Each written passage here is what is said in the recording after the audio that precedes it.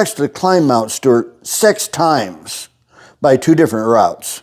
I did. Yeah, I climbed it once with Gene Prater. I made a lot of snowshoe trips with him over a number of years. He was a nice man, and you know, in climbing circles, he was a really well-known person. He had, you know, a lot of first ascents on Mount Rainier. So he was an experienced climber. We always climb Mount Stewart on Memorial Day weekend. The route up the mountain goes right up the face of it. The last couple hundred feet is pretty steep. Well, they had an old saying, you know, there's bold climbers and there's old climbers, but there aren't any bold, old climbers.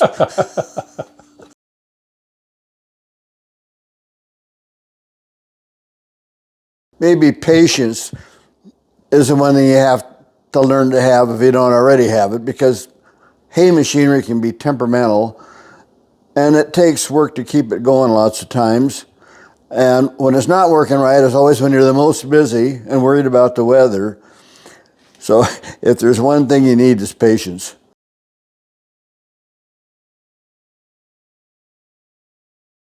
I never imagined really doing anything other than this. This is what I got out of the Marine Corps in June of '66 and came to this farm and just took over farming with my dad. I never really gave a lot of thought to doing anything different. My granddad bought this farm in 1912. So he raised his family here, and then he passed away in 1944, and my dad took the farm over, and he farmed here, raised his family here, and he and I farmed together for a few years, and then about '69, I started farming on my own.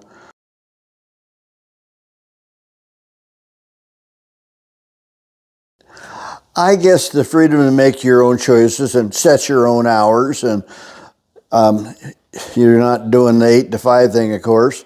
You don't have anybody telling you what to do every day. You gotta. That's another thing you gotta have. You have to be a self-motivator. There's nobody kicking you in the butt and telling you got to go do this, you got to do that. You have to just do it on your own.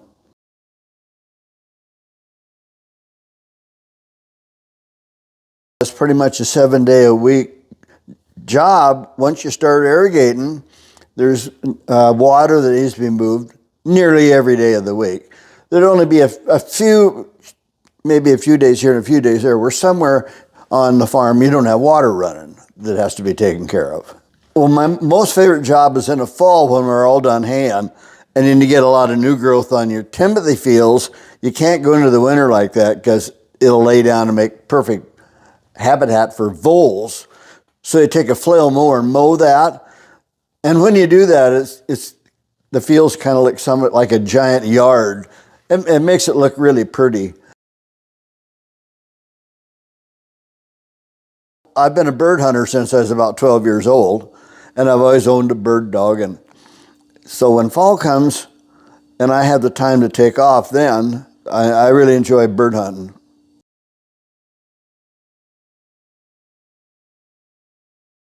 Around here and across the road and then up off Menashtash Canyon Road, valley quail. Yeah, they are good eating. The wife fries them in mushroom, and she fixes 5 at a time. I eat 3 and she eats 2. Makes a great meal. Yes, that's it.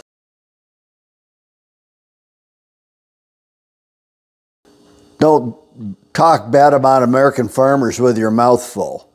It means that we eat the cheapest, safest food in the world in this country. So you have a lot of things to complain about. I wouldn't spend a lot of time complaining about our food or what we're paying for it.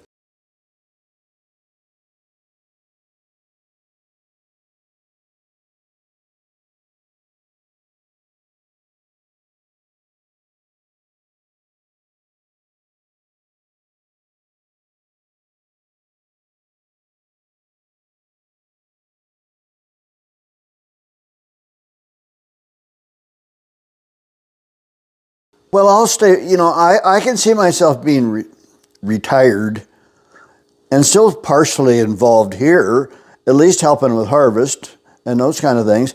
I can see the day where maybe I wouldn't be walking miles every day irrigating.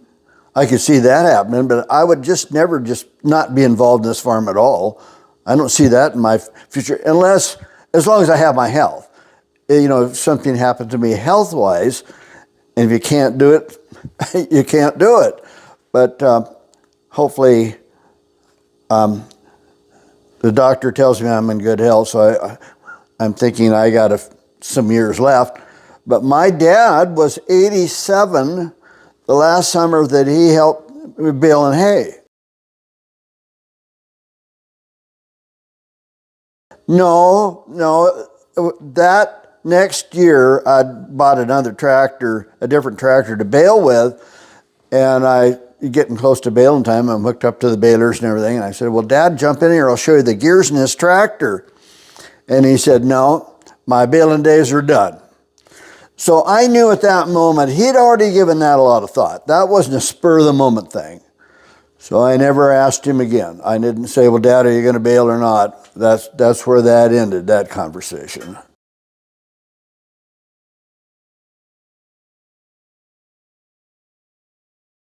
He would take a four-wheeler and ride around. If you got a square corner, you can't get all the way in there with a baler. It's physically impossible.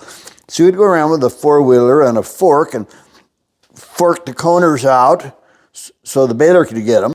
And he still did a little irrigating. He irrigated that field down on the river the summer that he was 92, and he had a cerebral hemorrhage when he was 93, and a week later he died. Yeah, so he lived a long life here. He moved on this farm when he was 3. He was born in 1909 and moved on to this farm in 1912.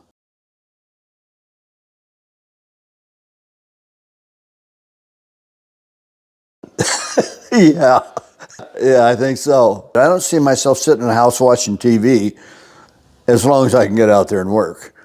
You know, you can be the most driven person in the world, but you hit a certain age where you can no longer do what you once did physically.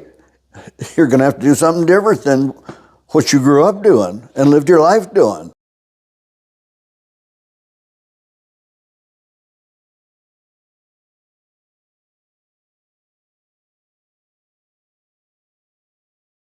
Nearly everything I farm is real irrigated, you know, with ditches. Yeah. So that's not automated. That's with the guy out there with a shovel and opening and closing the gates and gated pipe. On a long morning, if you were out there irrigating at 5:30 or 6 o'clock, by 9:30 or 10 o'clock, you'd be over it.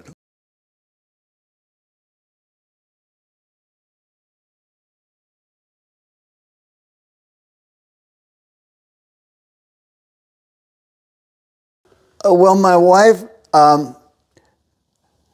grew up on a truck farm, so she all her life has eaten a lot of vegetables. She grew up that way, and so we've been married over 50 years, and we eat a lot of vegetables.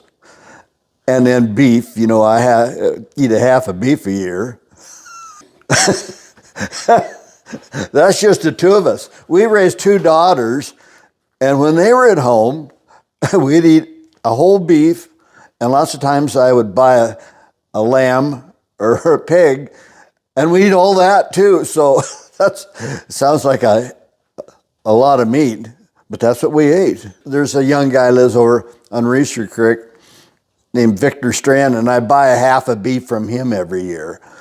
So he kills it and he takes it to the guy that's going to cut and wrap it, and then I just pick it up from him and bring it home, put it in the freezer. A friend of my wife and I that farms out in the Badger Pocket, and he and his brother, usually somewhere around 200 acres of potatoes, but he sells nearly all of that to Tim's Potato Chips.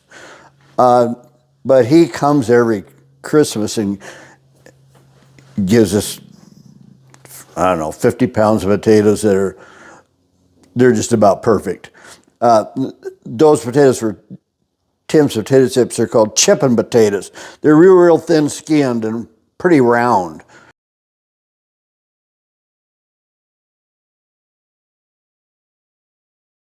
What for breakfast? Oh, Egg for sure, and toast, and sometimes, you know, a sausage patty with that. Most often, just an egg and 2 pieces of toast. And then for lunch? Soup and sandwich, pretty much kind of a thing. I like a nice steak for dinner.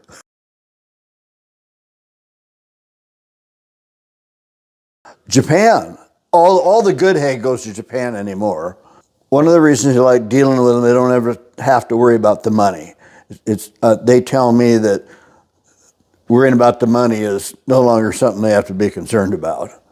That when you sell them the hay, they're going to get their money. Well, those Japanese dairymen, see, they'll feed timothy, alfalfa, oat hay, Sudan grass, rice straw, but they chop that and blend it together, and that's what they feed their dairy cows, is chopped hay. Chopped and blended, they can't pick out some of this and some of that. They got to eat the whole thing.